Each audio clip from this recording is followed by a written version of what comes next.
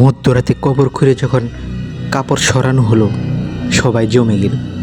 লাশের বুকের উপর রাখা ছিল অদ্ভুত কিছু জিনিস, কিন্তু এরপর যা ঘটল কেউ কল্পনাও করেনি।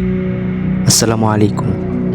আজকে আমি আপনাদেরকে এমন এক কাহিনী শোনাবো যা শুনে আপনাদের মাথা একদম ঘুরে যাবে, মাথা একদম হেড হয়ে যাবে। ঘটনাটার শিরোনাম হলো লাশের উপর কালো জাদু। এটা লাশের উপর কালো জাদু করা হয়েছে। তারপর কি হয়েছে আপনারা না শুনলে বুঝতেই পারবেন না। তো পুরো কাহিনী শুনতে থাকুন। আমি শুরু করছি, আর আপনাদের গ্রামের ভাষায় বলবো। গ্রামের মানুষ গুজব ছড়াতে লাগলো যে কবরস্থানে রাতে কেউ গোপনে ঢুকে অদ্ভুত কাজ করে। এক রাতে কয়েকজন সাহসী মানুষ দূর থেকে নজর রাখলো। তারা দেখলো এক ব্যক্তি কবরের পাশে বসে কিছু অজানা কথা বলতাছে। হঠাৎ বাতাস জোরে বইতে শুরু করলো। সবাই ভয় পাইয়া গেল। ঠিক তখনই গ্রামের প্রবীণ এক আলেম এসে সবাইকে শান্ত থাকতে বললেন। তিনি জানালেন, ভয়ঙ্কর গুজব ও প্রতারণা ছড়িয়ে মানুষকে বিভ্রান্ত করা ঠিক নয়। তিনি সবাইকে সেখান থেকে সরে যেতে বললেন এবং পরদিন বিষয়টি আইন শৃঙ্খলা রক্ষাকারী বাহিনীকে জানানোর পরামর্শ দিলেন। পরদিন তদন্তে জানা গেল, রাতের অন্ধকারে কিছু অসাধু লোক মানুষের ভয়কে কাজে লাগিয়ে কবরস্থানে নাটক সাজিয়ে গুজব ছড়াচ্ছিল। কবর খোঁড়ার পর লাশের বুকের উপর যে কালো কাপড়টা পাওয়া গেল, সেটা সরাতেই কবরস্থানের চারপাশে এমন নীরবতা নেমে এলো যেন পুরো পৃথিবী থেমে গেছে।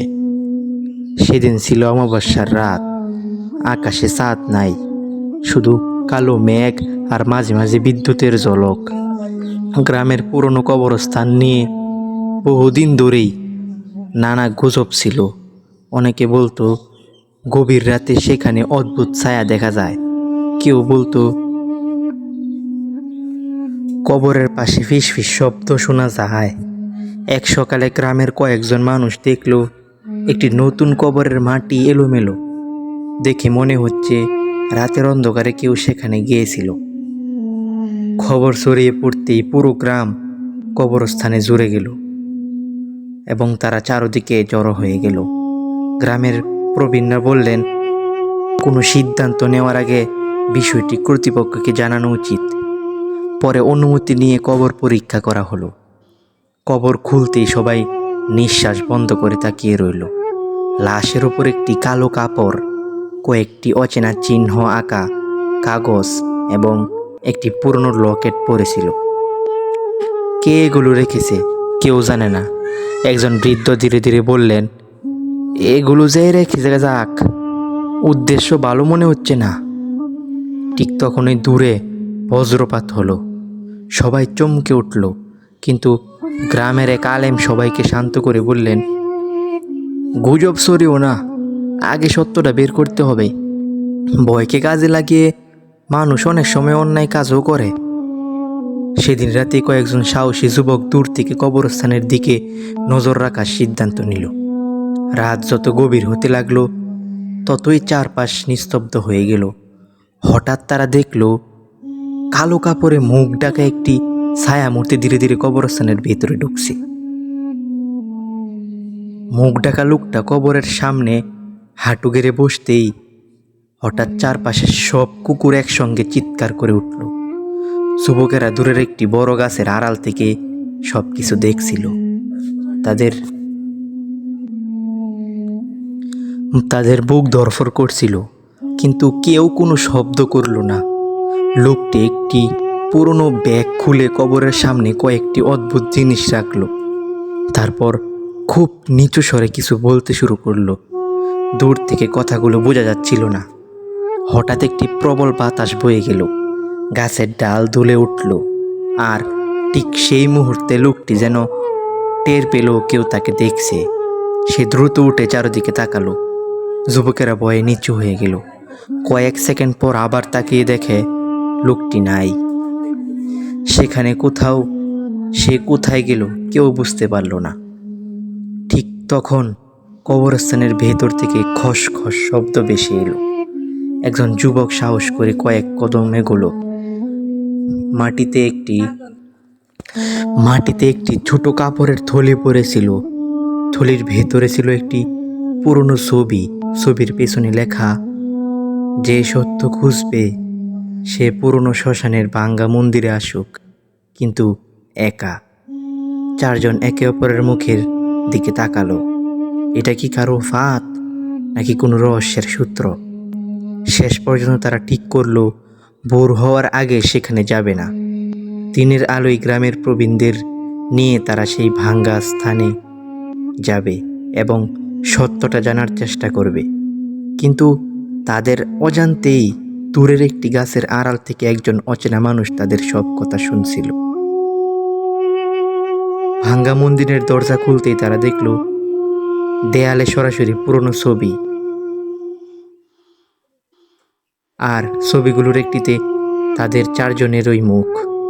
ভেতরের আলো ফুটতেই গ্রামের প্রবীণদের সঙ্গে চার যুবক সেই পুরনো ভাঙ্গা ভোরের আলো ফুটতেই গ্রামের প্রবীণদের সঙ্গে চার যুবক সেই পুরনো ভাঙ্গা মন্দিরে গেল।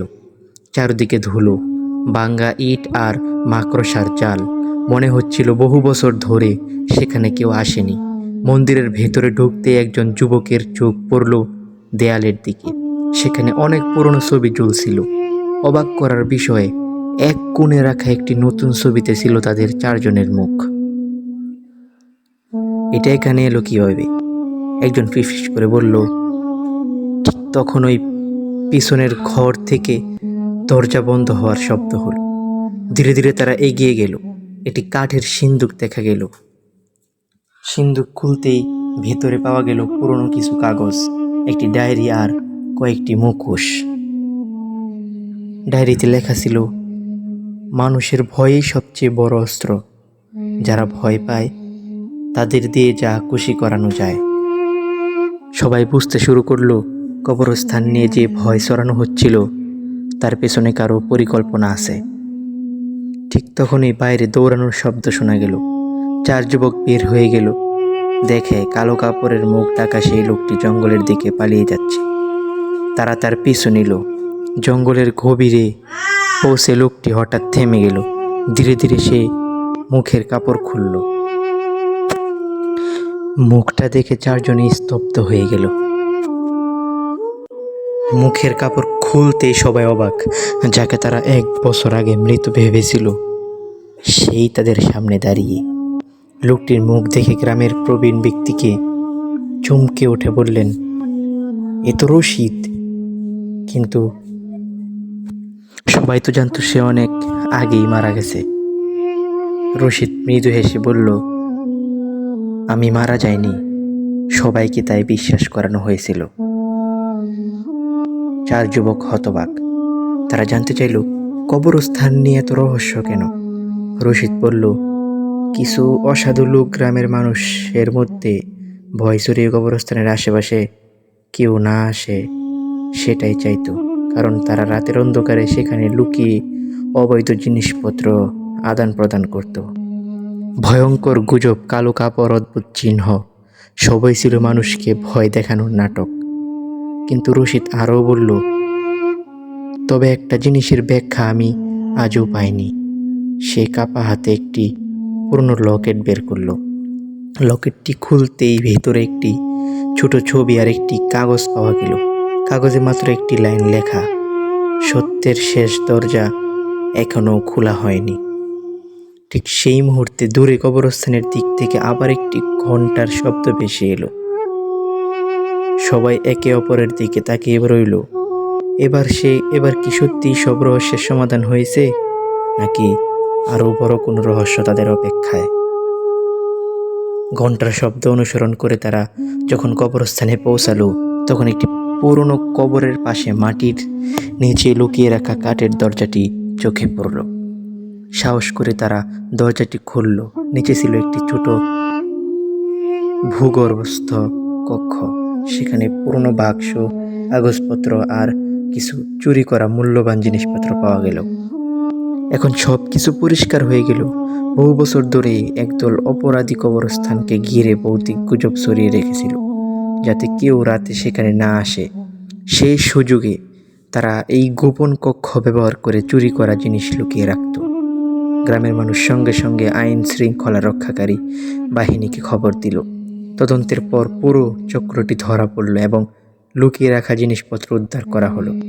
রশিদও জানালো সে সত্য জানার চেষ্টা করায় তাকে মৃত বলে গুজব ছড়িয়ে দেওয়া হয়েছিল। পরে সুযোগ পেয়ে সে ফিরে এসে অপরাধীদের মুখোশ খুলতে সাহায্য করেছে। এরপর থেকে কবরস্থান নিয়ে আর কোনো ভয়ের গুজব রইল না। গ্রামের মানুষ বুঝলেও অন্ধবিশ্বাস নয়, সত্য খুঁজে বের করাই সবচেয়ে গুরুত্বপূর্ণ। যদি আপনি সেই 4 যুবকের জায়গায় থাকতেন তাহলে কি রহস্যের পেছনে যেতেন নাকি প্রথমেই ফিরে আসতেন? কমেন্টে জানিয়ে দিন। আর ঘটনাটা কেমন লাগছে তো অবশ্যই কিন্তু আমাদেরকে কমেন্টে জানাবেন। আর ভৌতিক গেম কথা চ্যানেলে নতুন হয়ে থাকলে চ্যানেলটি সাবস্ক্রাইব করে পাশে থাকা বেল আইকনটি অন করে দিবেন। সকলকে জানাই ধন্যবাদ। দেখা হচ্ছে পরবর্তী ভিডিওতে। আসসালামু আলাইকুম।